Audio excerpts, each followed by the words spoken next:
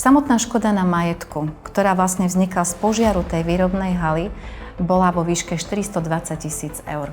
Ale samotné tie prevádzkové náklady sa vyšplhali na jeden deň na 800 000 eur. Účtovníčka nesprávne vypočítala odvody do sociálnej poisťovne. V tomto prípade ale sa ozvala sociálna poisťovňa s penále a rovnako aj s pokutou až po 3 rokoch. Najväčšie riziko nie je to, že sa môže niečo stať, ale že na to nie sme pripravení. Dobrý deň, vítajte v ďalšej časti podcastu Premium Talks. Dnes sa spolu pozrieme na tému, ktorá býva najmä u podnikateľov veľmi často podceňovaná, a to je finančná ochrana ich podnikania. S podnikaním zároveň súvisí aj zodpovednosť. Zodpovednosť podnikateľa za iné fyzické alebo právnické osoby pri svojom podnikaní alebo zodpovednosť voči planéte. Ja dnes vítam medzi nami moju veľmi dobrú kolegyňu Marcelku Šuriansku, ktorá je odborníčka práve na poistenie podnikateľov a dennodenne sa stretáva aj s ich problémami, ktoré riešia. Takže vítaj a som veľmi rada, že si prijala toto pozvanie. Ďakujem pekne, ďakujem za pozvanie. Takže Marcelka, prvá otázka je, prečo tí podnikatelia možno niekedy to poistenie vnímajú, keď už ako nutné zlo, častokrát majú aj tú povinnosť byť poistení, keď nemusia, častokrát nie sú, alebo majú možno nejaké predsudky, alebo tomu naopak nerozumejú. Takže aké sú také najčastejšie mýty, s ktorými si sa ty stretla? Ja by som najskôr začala na úvod tým, kto je vlastne podnikateľ a aký je jeho zámer. Každý podnikateľ začne pôsobiť alebo spúšťa svoju podnikateľskú činnosť práve kvôli dosiahnutiu zisku, vytvoreniu aj nejakých tých pracovných príležitostí, ale v prvom rade je veľmi úzko špecializovaný, zameraný práve na dosiahnutie zisku, aby sa mu skrátka aj vrátili v podstate jeho vstupné základné náklady. Takže vlastne celá tá jeho pozornosť je sústredená práve týmto smerom a vlastne pozerá sa na zabezpečenie chodu tej prevádzky. To znamená, aby mal dostatok materiálu, prípadne dostatok personálu na poskytovanie či už služieb alebo výrobu výrobkov. Takže tá pozornosť ide práve týmto smerom. Veľakrát sa ale stretávame s tým, že keď podnikateľ dostane kontrolnú otázku, teda ako má zabezpečené to, že v prípade neočakávaných situácií to, že napríklad mu vypadne elektrina alebo sa mu pokazí jeho kľúčový stroj, tak v tomto prípade buď nasleduje dlhé zaváhanie, alebo naopak povie nám, že áno, všetko riešené má. Všetko vyriešené má v tom zmysle, že je pripravený na takéto situácie. Takže ďalšia kontrolná otázka, alebo ďalšia otázka znie, že akým spôsobom. Veľa podnikateľov si totižto vypracováva svoj, ako keby nazveme to taký finančný vankúš, práve na neočakávané situácie. To znamená, je to nejaká taká rezerva, ktorú vlastne za každým časť zisku presúva do tohoto pomyselného vankúša.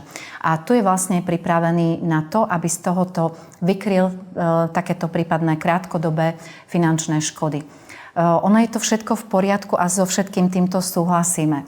Len práve vtedy nastupujeme, v prípade hlavne neočakávaných situácií, nastupujeme my ako poisťovňa, ako ďalší spôsob riešenia jeho práve neočakávaných situácií, kedy dôjde napríklad ku prerušeniu prevádzky. Či už je to spôsobené vytopením, alebo sú to, dajme tomu, výpadok elektrickej energie, alebo aj výpadok zamestnancov, to môže byť. Čokoľvek sa môže stať.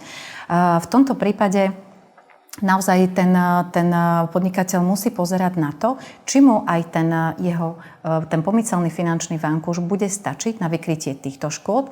V prípade prerušení prevádzky, o ktorých sa budeme dnes asi ešte viac rozprávať, sú oveľa rozsiahlejšie tieto škody, rozsiahlejšieho charakteru.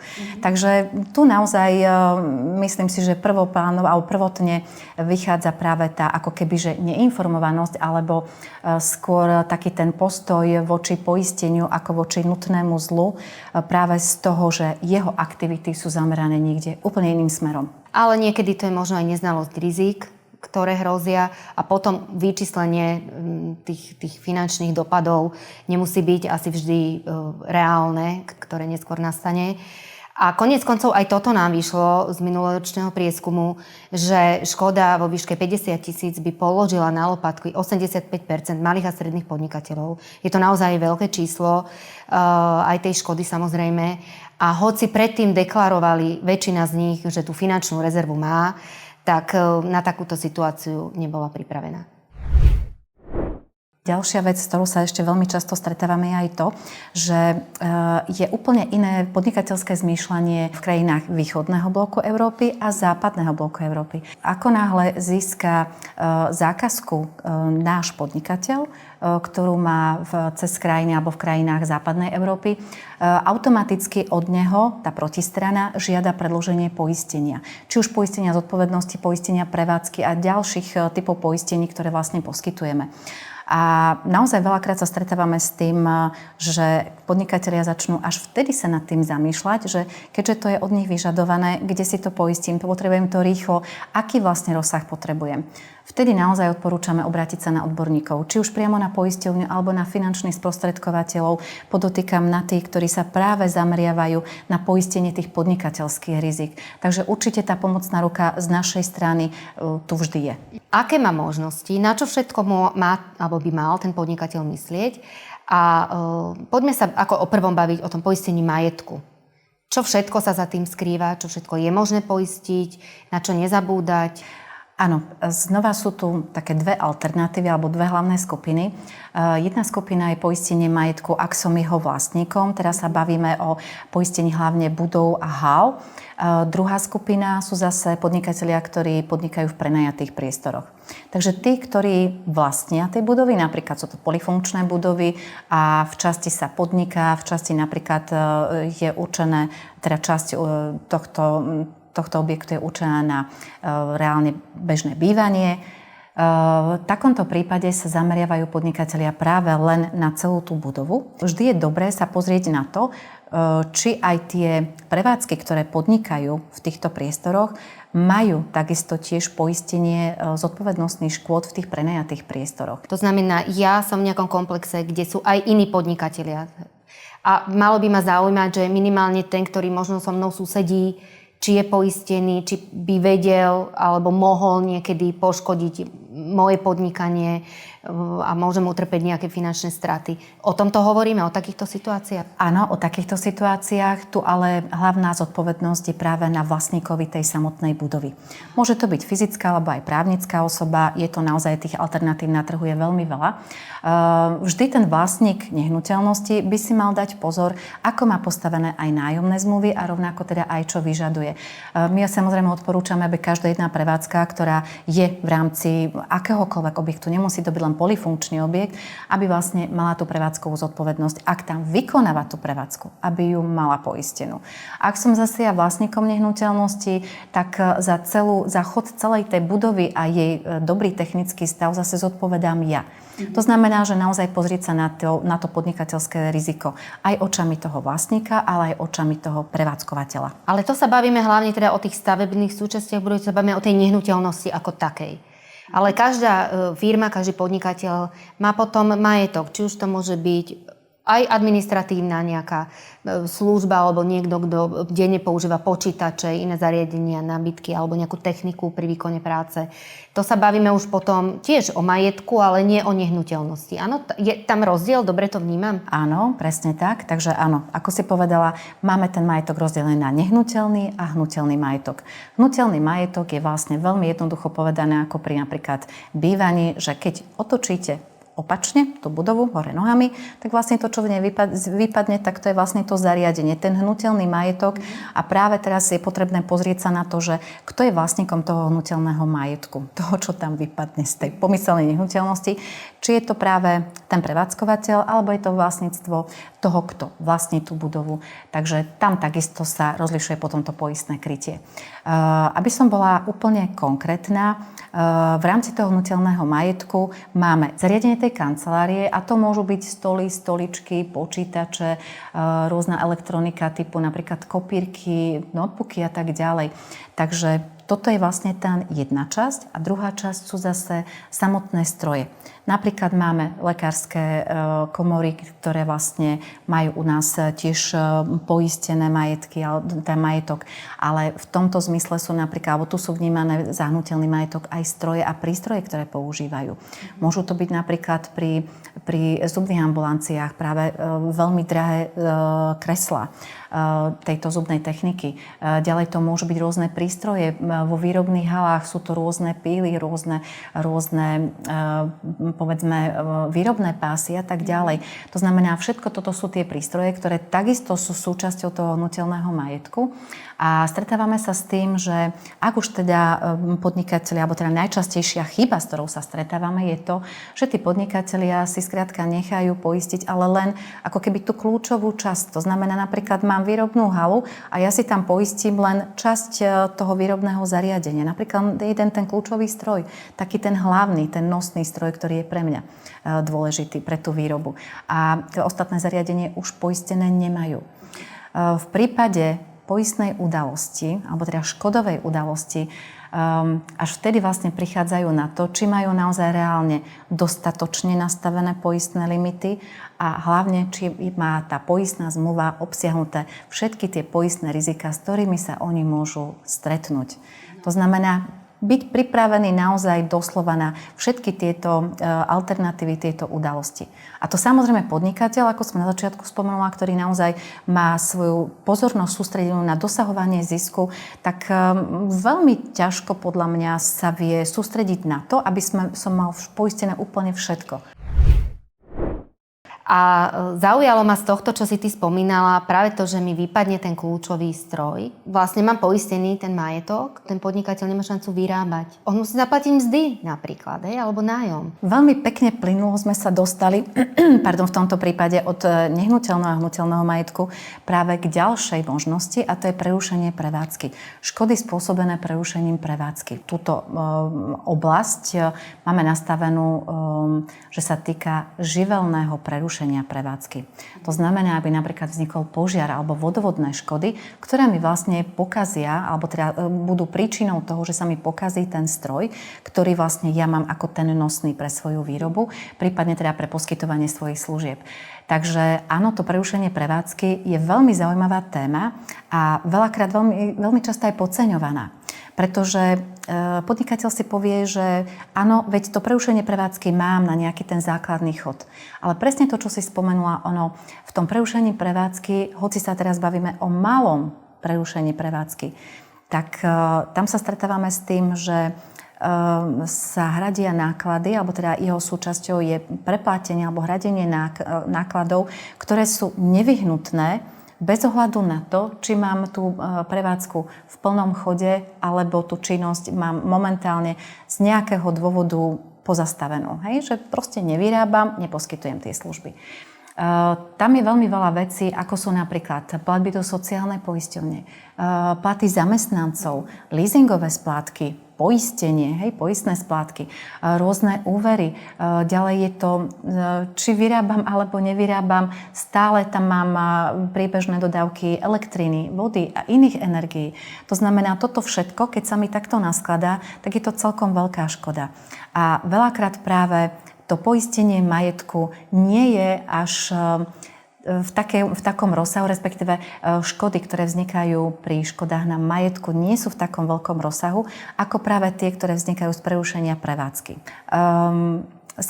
apríla za našimi západnými hranicami v susednom Česku došlo v jednej výrobnej prevádzke na výrobu ďalekohľadov, ktorá teda má svoju výrobňu vo viacerých výrobných halách, došlo k požiaru. Práve v najmenšej z tých hal, najstaršej hale, ale došlo k požiaru. A teraz si predstavte, že keď sa vyčíslili všetky tie náklady, tak vlastne tie škody sú naozaj veľmi veľké. A ja teraz budem úplne konkrétna. Tým požiarom sa vlastne spôsobilo to, že tie ďalekohľady, vlastne tá výroba musela zastať, pretože v prvom rade sa musel likvidovať požiar. To znamená, celá výroba zastala, zatiaľ len v tejto jednej hale. Výroba zastala, prišli hasiči, uhasili požiar. A teraz čo následne? Teraz až vznikajú tie najväčšie možné škody, pretože potrebovali náhradnú trafostanicu. Prenájom toho náhradného agregátora na výrobu elektrickej energie ich stálo, aspoň teda podľa predbežných nákladov na deň, 160 000. Len ten prenájom. A to hovoríme v eurách. 160 000 eur. Jedna výrobná hala. Nie je to najväčšia výrobná hala. Nebavíme sa tu vôbec o korporátnom veľkom biznise. Ďalej tam vznikli ďalšie náklady. Im stále prichádzali nové dodávky nového materiálu. Ten potrebovali niekde uskladniť. Nemali ho kde, pretože tá výroba sa musela zastaviť. Zamestnanci prišli do práce. Potrebovali takisto náhradu mzdy, pretože nemohli vykonávať túto činnosť. Ako som už hovorila, splátky leasingu, poistiek a ďalšie veci, všetko toto bežalo ďalej. Samotné tie náklady na jeden deň, keď sa to prepočítalo, len samotná tá prevádzková, to prerušenie prevádzky, tá prevádzková škoda, sa vyšplhala, keď sme to prepočítavali znova na eurá, na 800 000 eur denne. A teraz sa vrátim k tomu najpodstatnejšiemu. Samotná škoda na majetku, ktorá vlastne vznikla z požiaru tej výrobnej haly, bola vo výške 420 000 eur. Ale to je akože len škoda na tom majetku, je tu zariadenie a tak ďalej. Ale samotné tie prevádzkové náklady sa vyšplhali na jeden deň na 800 000 eur. To znamená, za jeden deň sa zdvojnásobila tá škoda oproti poisteniu majetku. Práve preto naozaj je potrebné sa v prípade poistných rizik alebo respektíve poistenia podnikateľov naozaj kvalitne poradiť s človekom, ktorý má skúsenosti. Obrátiť sa prípadne priamo na poisťovňu, ktorá takisto má skúsenosti. Nielen s poistením, pretože podpisom poistnej zmluvy sa to celé len začína. Práve pri tých škodových udalostiach sa až preverí kvalita tej zmluvy a kvalita práve toho poistenia a kvalita toho poradenstva. Ja potom chápem to poistenie a hlavne poistenie prerušenia prevádzky ako takú finančnú istotu, že sa bavíme naozaj o tej optimalizácii cash flow bežnej prevádzky alebo podnikateľa. A dotknem sa ešte zodpovednosti, ktorú som spomínala na úvod, že podnikateľ je zodpovedný voči fyzickým, právnickým osobám, ale aj voči planéte, prírode a podobne pri svojom podnikaní. Predsa len musím dbať aj na to, aby som podnikal zodpovedne. Ako to súvisí s poistením a o akej zodpovednosti sa možno v súvislosti s poistením podnikateľov vieme baviť, ako im vieme pomôcť? Tu sa znova zastavím pri tom prvotnom slovíčku zodpovednosť. Slovo zodpovednosť v poisťovníctve znamená škody spôsobené, akýkoľvek druh škody spôsobený tretej osobe. To znamená, ono nie je to moja nesprávne odvedená alebo nekvalitne odvedená práca, ale mojou prácou, mojím pochybením spôsobím škodu tretej osobe. To znamená tie následné škody. Tieto škody delíme na škody na majetku a zdraví a potom finančné škody, alebo teda finančné straty. Najskôr sa budeme baviť o všeobecnej zodpovednosti. To sú vlastne škody, ktoré ja spôsobím svojou činnosťou tretej osobe, ale následné škody na majetku alebo zdraví. Takže predstavme si spoločnosť, ktorá napríklad montuje okná. V bytovom dome na 3. poschodí moja spoločnosť, vymieňame okná. To, že ja zle nesprávne osadím to okno a že nebude sa dať správne otvárať alebo zatvárať, je moja vadne vykonaná alebo chybne vykonaná práca. To znamená, že ak som odborník, tak vlastne, alebo respektíve mala by som si za svoju prácu niesť aj následky, alebo teda zodpovednosť. To znamená, že toto vám nebude kryť žiadna poisťovňa. Ale ak pri tej rekonštrukcii, pri vynášaní tých okien poškodím dvere, či už majiteľa tohto bytu alebo susedové dvere, tak tým pádom toto je práve tá následná škoda, ktorá vlastne mne bude samozrejme zosobnená od toho, komu tú škodu spôsobím, ale vlastne v rámci tohto poistného krytia mi vlastne poisťovňa uhradí tieto náklady voči tej tretej osobe. To sú škody na majetku. Potom sú škody na zdraví. Teraz si zoberme, že mám advokátsku kanceláriu, príde ku mne klient, predtým moja asistentka niesla krčach s vodou, vyliala sa jej táto voda, nestihla to zatiaľ ešte utrieť, ale do toho práve príde ten klient, ktorý nemohol vedieť, ten zákazník, ktorý nemohol vedieť, že tam tá voda je, pošmykne sa, zlomí si nohu.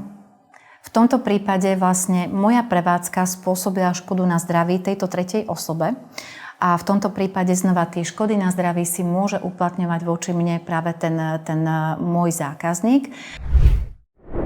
Potom sa ešte stretávam u nás v Premium s pojmom profesijná zodpovednosť. Kto môže si uzavrieť poistenie profesijnej zodpovednosti? Poistenie profesijnej zodpovednosti znamená alebo viaže sa s finančnými škodami. Je to úplne iná oblasť, ako je tá všeobecná zodpovednosť. Tam sme si hovorili o tom, že všeobecná sa vzťahuje na poškodenie majetku alebo zdravia tej tretej osoby. Ale finančné škody, to je veľmi už alebo teda oveľa viac zúžený okruh podnikateľov, ktorí vlastne tú profesijnú zodpovednosť môžu mať. Týka sa to hlavne profesí, ako sú, ja budem teraz menovať, potom si povieme vlastne aj takéto to spoločné, čo majú. Takže sú to napríklad lekári.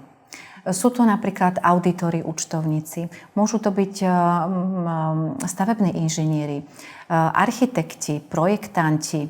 Z toho právneho súdka by to mohli byť napríklad advokáti, notári. Ďalej sú to realitní makléri, realitné kancelárie a ďalší. Takže určite som ich nevymenovala všetkých, ale to spoločné, čo vlastne majú, je to, že vykonávajú špecifickú činnosť. Niektorí dokonca majú zo zákona povinnosť, aby mali uzatvorené toto poistenie profesijnej zodpovednosti. A to sú napríklad práve tí realitní makléri, alebo sú to stavební inžinieri, alebo súdni znalci a tak ďalej. Nevzťahuje sa to vždy na takúto pomyselnú okruhovú pečiatku, ale naozaj sú to veľmi špecifické profesie. Čo vlastne majú spoločné je to, že vzťahujú sa skôr na ako keby tú duševnú prácu, vykonávanie také tej duševnej práce. To znamená, že môže sa stať nesprávne vykonanou prácou, nie chybne, ale nesprávne z nejakého dôvodu vykonanou prácou, že vzniknú škody voči tretím osobám, alebo respektíve následné škody. Teraz uvediem konkrétny príklad. Napríklad účtovníčka, aj sme vlastne mali veľmi podobnú škodu, kedy vlastne účtovníčka nesprávne vypočítala odvody do sociálnej poisťovne. Bolo to kvôli tomu, že menila sa vyhláška a tak ďalej. Je na to veľmi veľa dôvodov. V tomto prípade ale sa ozvala sociálna poisťovňa z penále a rovnako aj s pokutou až po 3 rokoch, ako vlastne toto pochybenie bolo zistené. A teraz tu je tá otázka. Samotný ten doplatok nespadá pod profesijnú zodpovednosť, ale spadajú pod ňu práve tie následné škody, to znamená, že vyrúbenie penále, vyrúbenie pokuty. To znamená, toto napríklad je hradené práve z tej profesijnej zodpovednosti. To znamená v preklade, ak tá účtovníčka má uzavretú profesijnú zodpovednosť a stane sa takéto pochybenie, samozrejme vždy je to aj určitým odstupom, alebo teda väčšinou to býva aj s určitým odstupom času, tak vlastne v tomto prípade tie následky takýchto škôd sú preplácané práve z tejto profesijnej zodpovednosti. Takže, Marcelka, z toho, čo sme si dnes vypočuli, vyplýva si jedna dôležitá vec, že najväčšie riziko nie je to, že sa môže niečo stať, ale že na to nie sme pripravení. Ďakujem ti veľmi pekne ešte raz, že si tu dnes, Marcelka, bola so mnou. A vám, ak sa páčil dnešný rozhovor, nezabudnite sledovať náš kanál a už sa na vás tešíme zase na budúce. Dovidenia.